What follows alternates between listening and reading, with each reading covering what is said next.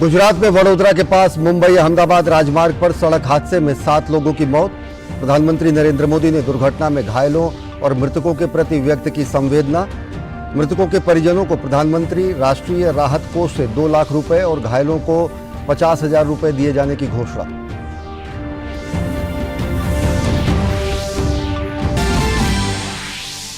उत्तरकाशी में हिमस्खलन में फंसे 28 पर्वतारोहियों में से 4 की मौत। एनडीआरएफ, एसडीआरएफ, सेना और आईटीबीपी के जवानों द्वारा राहत एवं बचाव कार्य जारी। रक्षा मंत्री ने हादसे पर जताया दुख।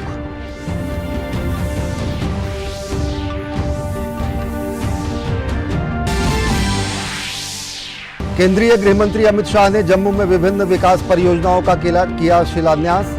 कहा, जम्मू कश्मीर राज्य के पिछड़ा होने का कारण यहां की पहले की सरकारें। कहा, जम्मू कश्मीर के लोगों को मांगना चाहिए हिसाब।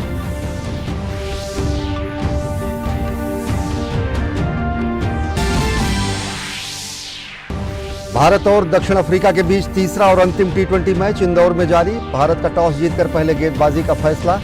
3 मैचों की सीरीज में 2-0 की बढ़त ले चुकी टीम इंडिया क्लीन स्वीप के इरादे से उतरी है मैदान पर।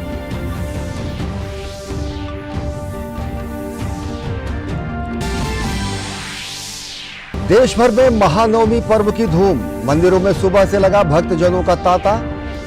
मां दुर्गा के 9वें स्वरूप मां सिद्धिदात्री की जाती है विशेष पूजा अर्चना।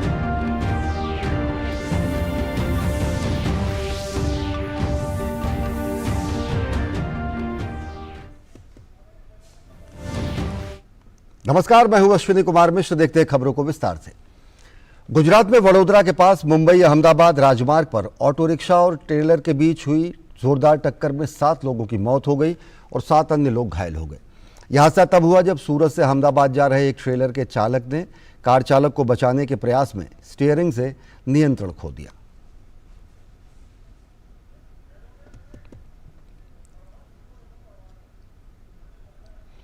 प्रधानमंत्री नरेंद्र मोदी ने दुर्घटना में घायलों और मृतकों के प्रति संवेदना व्यक्त की है। उन्होंने ट्वीट कर कहा, वडोदरा जिले में सड़क दुर्घटना में हुई मौत से दुखी हूं।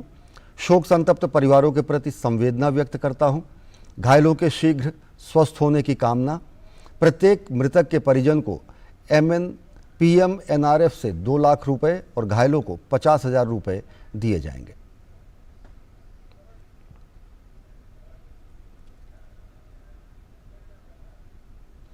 उत्तराखंड के उत्तरकाशी जिले में डोकरानी बामक ग्लेशियर में आज हिमस्खलन में 4 लोगों की मौत हो गई। हिमस्खलन की चपेट में नेहरू पर्वतारोहण संस्थान के 28 लोग फंस गए, जिन्हें निकालने के लिए रेस्क्यू अभियान चलाया गया।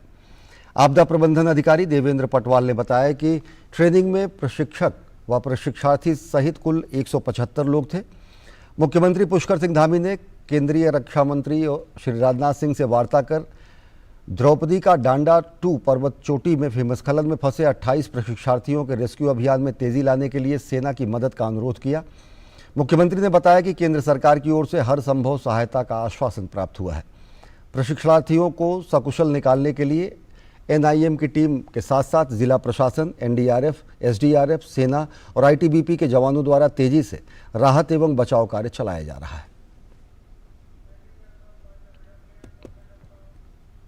ट्रेनिंग करने वाले ट्रेनिंग थे, उसमें से चूँकि बीच में एवलांस के आने से सभी लोग उसमें फंस गए हैं। जिला प्रशासन, एनडीआरएफ, एसडीआरएफ और सेना की मदद के लिए भी हम लोगों ने आग्रह किया था। सेना ने भी अपनी मदद देने के लिए पूरी तरह से, माननीय डिफेंस मिनिस्टर साहब से बात हुई थी, उन्होंने भी सेना के लोगों को कहा है। सभी लोग बचाव के कार्य में लगे हैं। भगवान से प्रार्थना करते हैं कि सभी सुरक्षित लौट कर आ जाएं।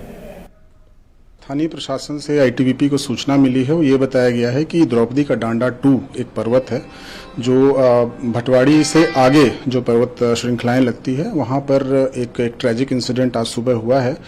ये प्रशिक्षणार्थी अपने जो केंद्र है, पर्वतारोहण केंद्र है, वहां से एक मिशन पे थे और ये ट्रेनिंग का पार्ट होता है। ये लोग हाई एल्टीट्यूड पे जाते हैं और वहां पर जाकर एक पर्वत पर समिट करते हैं। आज सुबह जब पीक की तरफ जा रहे थे, ऐसी सूचना मिली कि एक पहाड़ का हिस्सा टूटा बर्फ का, और उसमें कुछ लोग ट्रैप हुए 8 लोगों को तो सकुशल वहां पे तुरंत ही निकाल लिया गया था, जो उनके जो 7 जो लोग ग्रुप में थे, और 21 लोग थे जिनको की चोटें आई और जिनके बारे में कहा जा रहा है कि उनमें से हताहत होने की सूचना है। मृतकों की या घायलों की एग्जैक्ट जो नंबर्स हैं वो तो स्थानीय प्रशासन द्वारा ही बताया जाएगा। इस पर उत्तरकाशी के जिला मजिस्ट्रेट अभिषेक रुहेला ने बताया कि मौसम खराब होने के कारण रेस्क्यू अभियान को कुछ देर के लिए रोक दिया गया। हिमस्खलन में फंसे प्रशिक्षणार्थियों को जल्द से जल्द सकुशल बाहर निकालने के लिए राहत एवं बचाव कार्य जारी है। स्थिति की जानकारी लेने के लिए मैं खुद निम जो संस्थान है नेहरू इंस्टीट्यूट ऑफ माउंटेनिंग में आया हूँ। यहाँ मुझे बताया गया है कि जो भी रेस्क्यू ऑपरेशन चल रहा है, मान में मौसम बिगड़ने के कारण रेस्क्यू ऑपरेशन कुछ समय के लिए रोका गया है। रक्षा मंत्री राजनाथ सिंह ने हादसे पर दुख जताया है। उन्होंने कहा कि उत्तरकाशी में नेहरू पर्वतारोहण संस्थान द्वारा किए गए पर्वतारोहण अभियान में भूस्खलन के कारण जानमाल के नुकसान से गहरा दुख हुआ। अपने प्रियजनों को खोने वाले शोक संतप्त परिवारों के प्रति मेरी संवेदनाएं। रक्षा मंत्री राजनाथ सिंह ने कहा, उत्तराखंड के सीएम पुष्कर सिंह धामी से बात की और स्थिति की जानकारी ली। फंसे हुए पर्वतारोहियों की मदद के लिए बचाव कार्य जारी है। मैंने वायुसेना को बचाव एवं राहत अभियान चलाने का निर्देश दिया है। सभी की सुरक्षा और सलामती के लिए प्रार्थना करता हूं।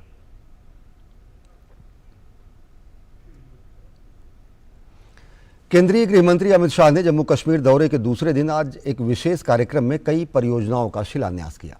कार्यक्रम में जम्मू कश्मीर के उपराज्यपाल और केंद्रीय मंत्री डॉक्टर जितेंद्र सिंह सहित अनेक गणमान्य हस्तियों ने हिस्सा लिया।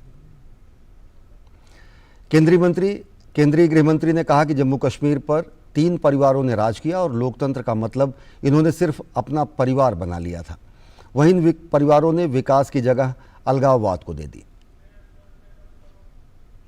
कि डेमोक्रेसी ये परिवर्तन का स्वागत जब जनता करती है तभी डेमोक्रेसी मजबूत है। जिन 3 परिवारों ने जम्मू कश्मीर के अंदर आतंकवाद, पिछड़ापन और जम्मू कश्मीर के अंदर विकास की जगह अलगाववाद की राजनीति के पौधे को जड़ डालने का काम किया है, ये 3 परिवारों पहचानने की जरूरत है। जम्मू ने भी पहचानना चाहिए, घाटी के लोगों ने भी पहचानना चाहिए।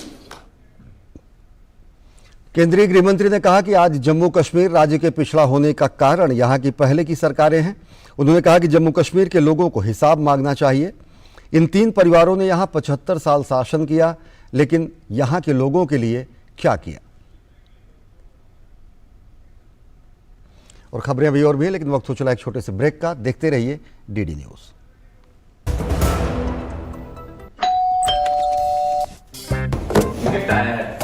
अरे वाह, लेजेंड की बैट, इससे तो मैं खेलूंगा।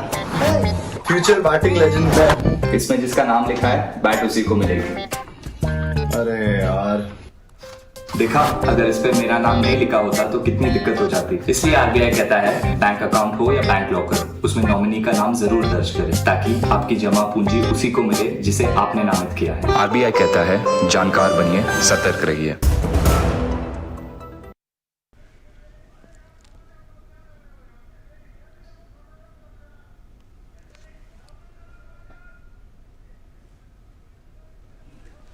जम्मू कश्मीर दौरे पर गृह मंत्री अमित शाह, कई विकास परियोजनाओं का तोहफा, कहा मोदी सरकार राज्य के लोगों को कर रही है सशक्त। 370 हटने के बाद जम्मू कश्मीर में कैसे बह रही है विकास की बयान, करेंगे विशेष चर्चा।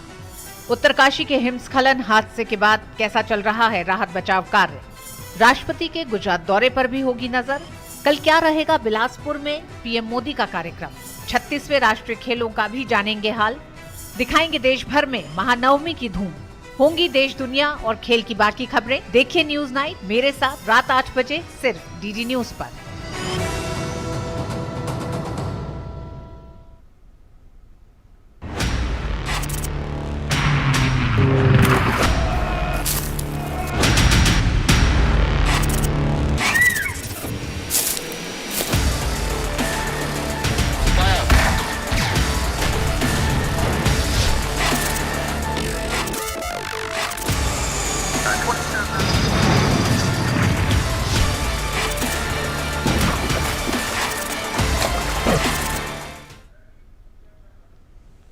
ब्रेक के बाद आप सभी का स्वागत है। प्रधानमंत्री नरेंद्र मोदी कल हिमाचल प्रदेश का दौरा करेंगे। प्रधानमंत्री नरेंद्र मोदी राज्य में 3,650 करोड़ रुपए से अधिक की परियोजनाओं का उद्घाटन और शिलान्यास करेंगे। अपनी यात्रा के दौरान प्रधानमंत्री अखिल भारतीय आयुर्विज्ञान संस्थान यानी एम्स बिलासपुर का उद्घाटन करेंगे। प्रधानमंत्री ने 2017 में इसकी आधारशिला रखी थी। 1,470 करोड़ रुपए से अधिक की लागत से निर्मित एम्स एक अत्याधुनिक अस्पताल है। इस अस्पताल में 18 स्पेशलिटी, 17 सुपर स्पेशलिटी विभाग, 18 मॉड्यूलर ऑपरेशन थिएटर और 750 बिस्तर की व्यवस्था है। 247 एकड़ में यह अस्पताल फैला हुआ है और 24 घंटे इमरजेंसी और डायलिसिस की सुविधा से युक्त है। इस अस्पताल में हर साल MBBS कोर्स के लिए 100 छात्रों और नर्सिंग कोर्स के लिए 60 छात्रों को प्रवेश दिया जाएगा। यात्रा के दौरान प्रधानमंत्री नरेंद्र मोदी पिंजौर से नालागढ़ तक राष्ट्रीय राजमार्ग 105 पर 1,690 करोड़ रुपए से अधिक की लागत वाली लगभग 31 किलोमीटर लंबी परियोजना का शिलान्यास भी करेंगे। परियोजना सड़क अंबाला, चंडीगढ़, पंचकुला, शिमला से बिलासपुर, मंडी और मनाली की ओर जाने के एक प्रमुख संपर्क मार्ग के रूप में होगा। प्रधानमंत्री नालागढ़ में करीब 350 करोड़ रुपए की लागत से बनने वाले मेडिकल डिवाइस पार्क की आधारशिला रखेंगे। ये बंदला से गवर्नमेंट हाइड्रो इंजीनियरिंग कॉलेज का भी वो उद्घाटन करेंगे। यात्रा के दौरान प्रधानमंत्री कुल्लू दशहरा समारोह में भी हिस्सा लेंगे। प्रधानमंत्री कुल्लू दशहरा समारोह में पहली बार भाग ले रहे हैं।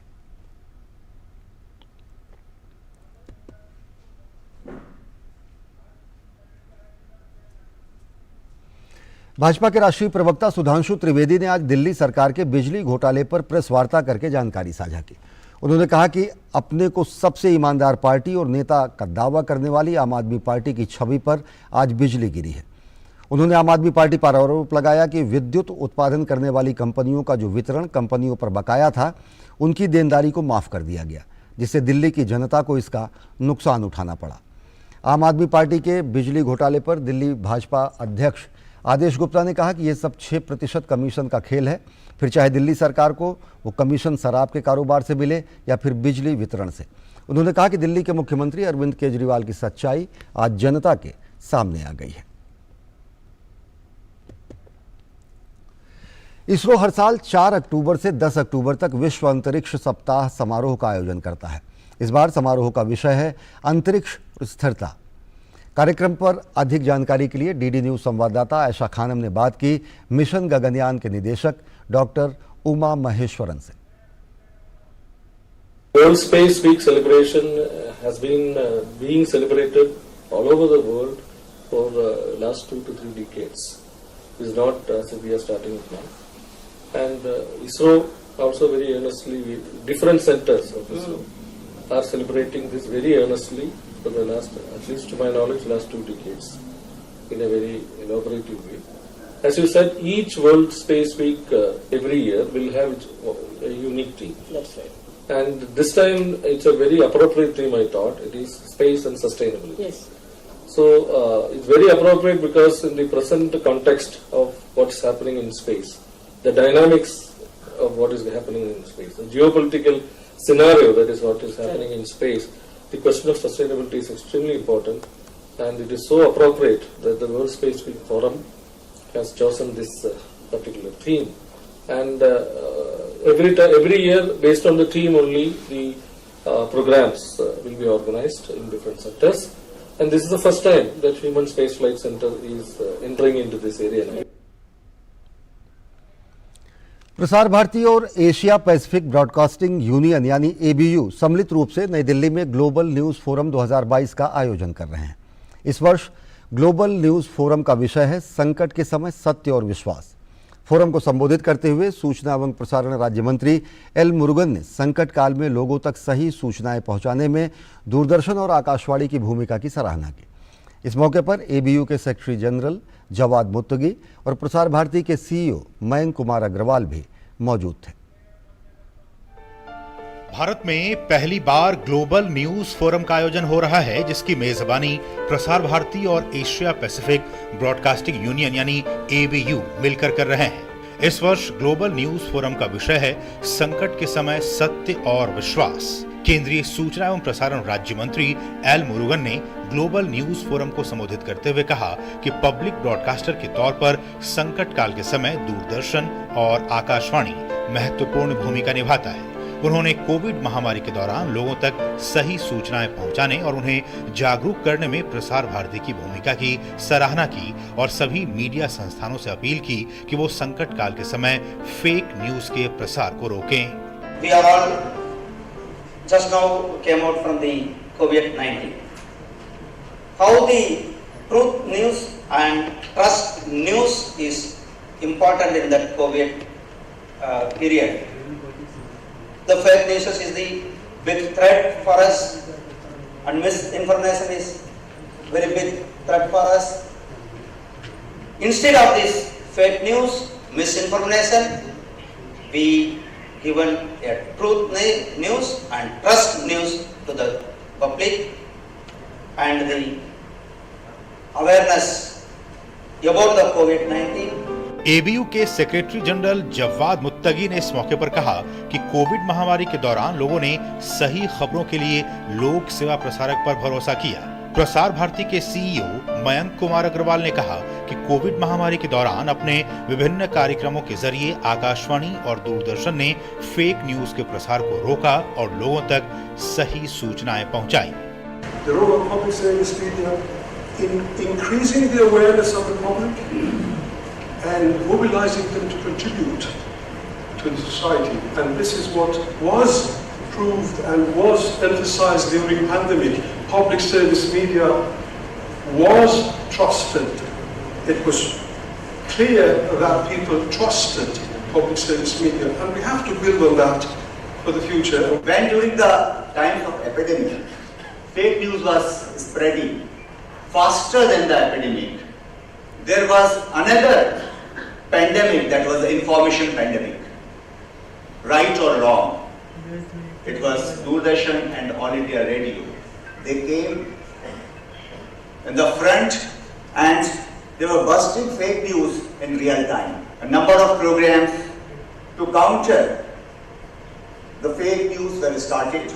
नई दिल्ली में चल रहे ग्लोबल न्यूज फोरम में भारत समेत दुनिया के कई देशों के न्यूज और मीडिया इंडस्ट्री से जुड़े दिग्गज हिस्सा ले रहे हैं। संकट के समय मीडिया रिपोर्टिंग में कैसे सुधार लाया जाए और कैसे लोगों तक सही सूचनाएं पहुंचाई जाए, इस पर चर्चा के लिए फोरम के दौरान कई सत्र आयोजित किए गए हैं। निशांत सौरभ की रिपोर्ट, डीडी न्यूज, दिल्ली।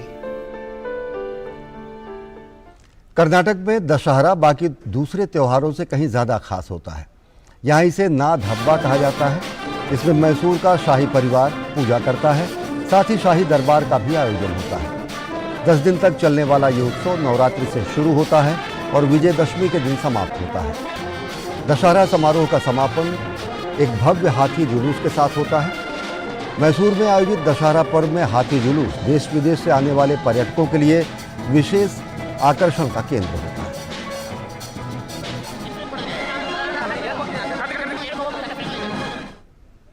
और खबरें अभी और भी हैं, लेकिन वक्त हो चला एक छोटे से और ब्रेक का। देखते रहिए डीडी न्यूज। जनप्रतिनिधि के साथ हमारी संवाददाता रीमा पाराशर ने खास बातचीत की सांसद किरीट प्रेमजी भाई सोलंकी से। आप देखिए हमारी विशेष प्रस्तुति। मुझे दीजिए इजाजत, नमस्कार।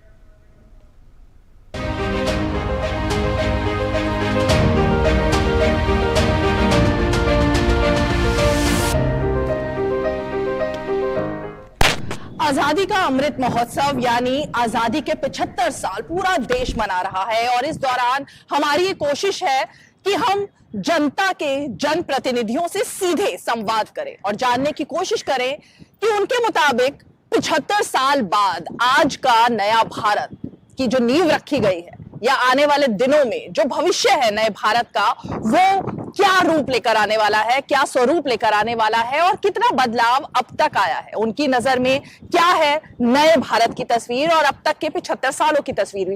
इस वक्त सबसे पहले तो मैं आपको दिखा दूं कि हम जहां पर मौजूद हैं अहमदाबाद, गुजरात, और ये वो रिवर फ्रंट है जिसके बारे में सबसे ज्यादा इस वक्त बात होती है। सुबह सुबह लोग यहाँ पर आते हैं, वॉक भी करते हैं और एक अलग ही तरह का यहाँ पर माहौल है जिसको अहमदाबाद में जताने की और बताने की कोशिश की जाती है। और सुबह सुबह तो यहाँ पर अलग ही रौनक है और इसीलिए हमने भी सोचा कि हम जब यहाँ पर अहमदाबाद के जनप्रतिनिधि के साथ बात करने आए तो सबसे अच्छी लोकेशन यही है। हमारे साथ बेहद ही खास मेहमान इस वक्त मौजूद हैं अहमदाबाद वेस्ट से, थैंक यू, लोकसभा के सांसद, बीजेपी से 3 बार के सांसद रह चुके हैं, वरिष्ठ नेता हैं भारतीय जनता पार्टी के, किरीट सोलंकी जी। बहुत बहुत नमस्कार, शुक्रिया और नमस्कार किरीट भाई, आपका स्वागत है। और ये मेरा संसदीय क्षेत्र है जहाँ रिवर फ्रंट। तो शुरुआत हम इसी रिवर फ्रंट से ही कर लेते हैं, उसके बाद हम इंडिया कितना बदला 75 सालों में इस पर आएंगे। रिवर फ्रंट की जो खूबसूरती है, जो नजारा है यहाँ पर, जरा उसी से शुरुआत करते हैं। कितना बदलाव आया है यहाँ पहले और अब में? मैं आपको इस बात को बताना चाहता हूँ कि साबरमती रिवर, ये सामने दिखता है वो महात्मा गांधी का गांधी आश्रम है, उन्होंने आज़ादी की लड़त की शुरुआत की थी। दांडी यात्रा यहाँ से शुरू हुई थी और पहले ये नदी एक सूखी नदी थी, उसमें न तो पानी था, एक गंदी नाली की तरह एक बह रहा था। और जहाँ तक यहाँ बहुत ही एंटी सोशल एक्टिविटीज़ हो रही थी। गुजरात का सौभाग्य है कि देश के यशस्वी प्रधानमंत्री, विश्व के सबसे लोकप्रिय नेता और गुजरात के सपूत 2001 में गुजरात के मुख्यमंत्री बने और उन्होंने ठान ली कि इस नदी में नए सर से उसका विकास किया जाए, निर्माण किया जाए। और मोदी जी ने ये रिवर फ्रंट का सपना जो एक जमाने में देखा था, आज हूबहू हमारे साथ है।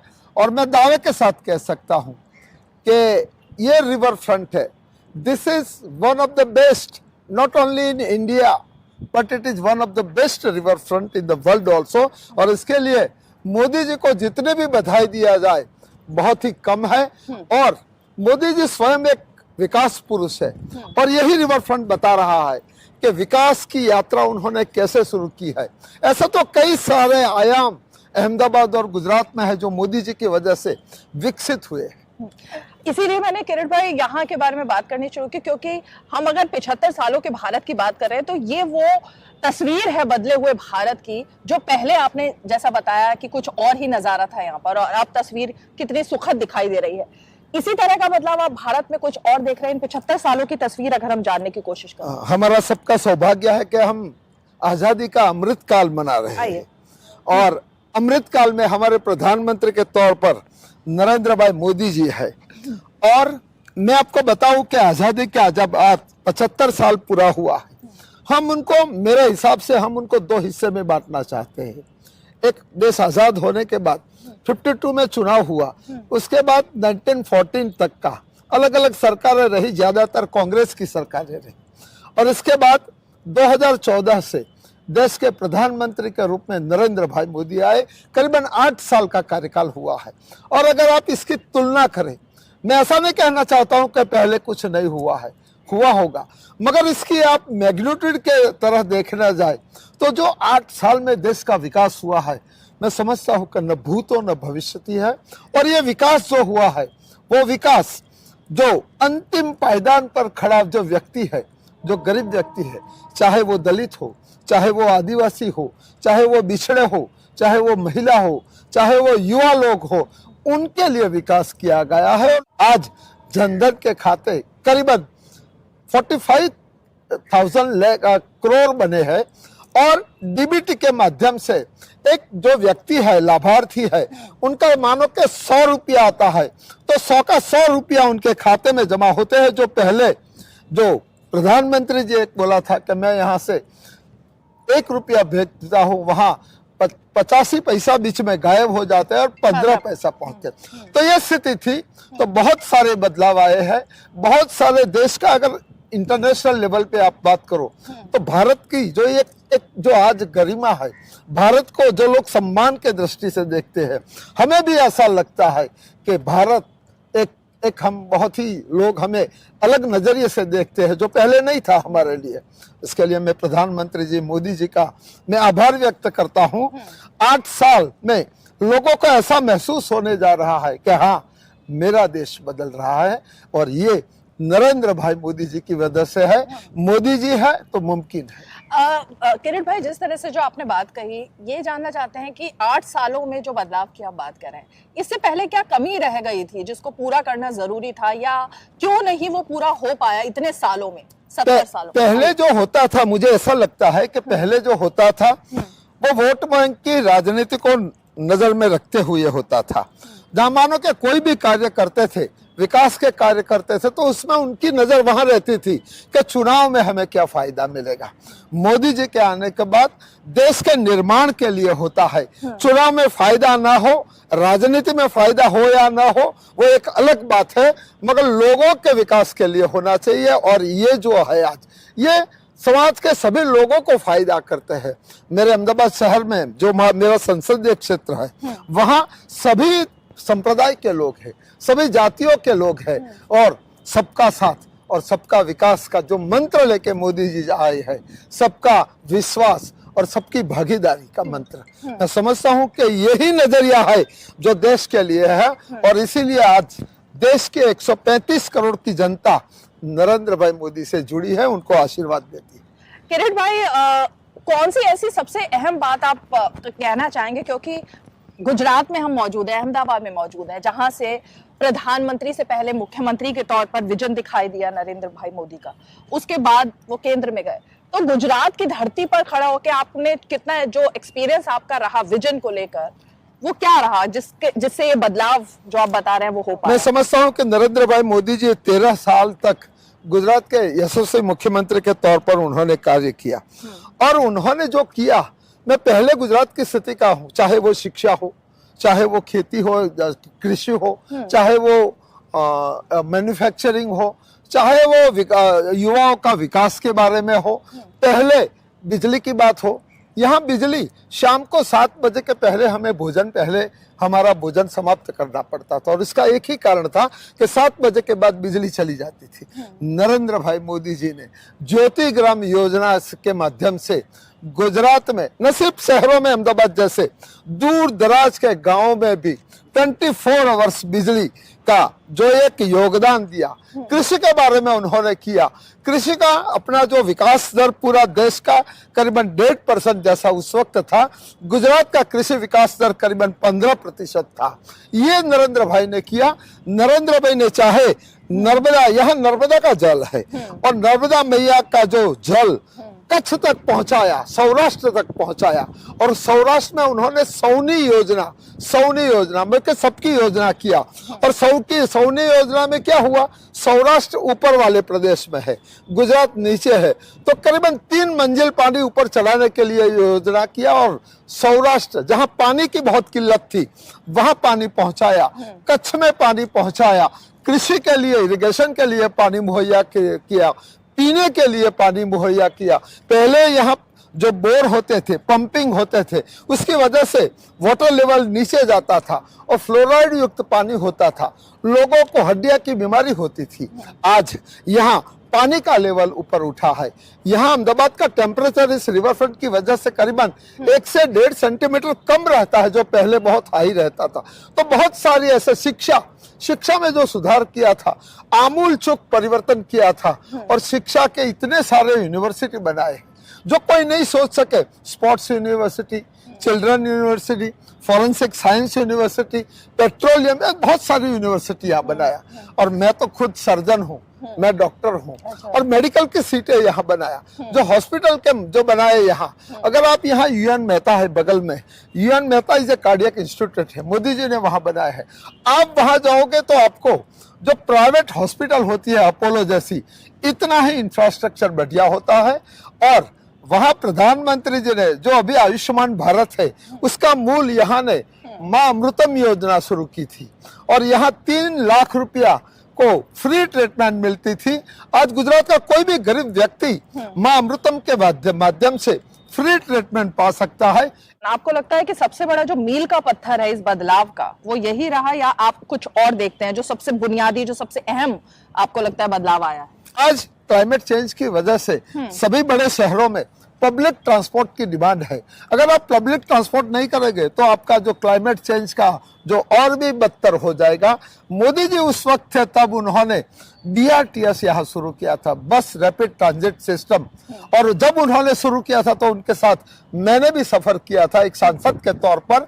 उन्होंने आज मेट्रो जो शुरू किया है तो पब्लिक ट्रांसपोर्ट को बढ़ावा देते हैं और वो बहुत ही आगे की सोचते हैं। मुझे लगता है कि ऐसे विजनरी व्यक्ति होते हैं जब प्रधानमंत्री के तौर पर, आपके सुकानी के तौर पर, आपके नेता के तौर पर, तो देश में अवश्य बदलाव आता है। ये तो बदलाव की बात हुई, लेकिन मैं आपसे ये जानना चाहूंगी किरीट भाई कि जब हर घर तिरंगा अभियान, अमृत महोत्सव देश मना रहा है और अभी भी लगातार, इस अमृत काल में आप भारत को किस रूप में देख रहे हैं, पहले में और अब में?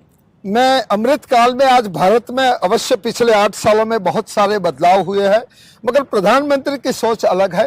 प्रधानमंत्री जी ऐसा कहते हैं कि आने वाले 25 साल हम जब सेंचुरी मनाएंगे देश की आजादी का, तब हमारा देश कैसा होना चाहिए। आज हम विकसित देश है, we are a developing country, तो उनकी सोच है कि हम डेवलप कंट्री बने।